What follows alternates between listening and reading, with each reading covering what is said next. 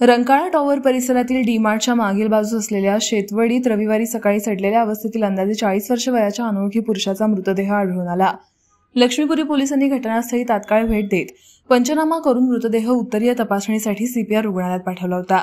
उत्तरीय तपासणी दरम्यान मृतदेहाचे विसेरा राखून ठेवण्यात आले असून मृत्यूचे कारण अस्पष्ट आहे। आतापर्यंत मृतदेहाची ओळख पटलेली नाहीये, तसंच आत्महत्या की घातपात याचा थांगपत्ता अद्याप लागला नाहीये। दरम्यान आज सकाळी अपर पोलीस अधीक्षक धीरज कुमार बच्चू तसेच लक्ष्मीपुरी पोलीस ठाण्याचे निरीक्षक श्रीराम कण्हेरकर यांनी घटनास्थळी भेट देत परिसराची सखोल पाहणी केली। या ठिकाणी कोणतीही संशयास्पद वस्तू आढळते का याचाही शोध घेण्यात आला, मात्र अद्याप पोलिसांच्या हाती कोणतेही ठोस धागेदोरे लागलेले नाहीयेत।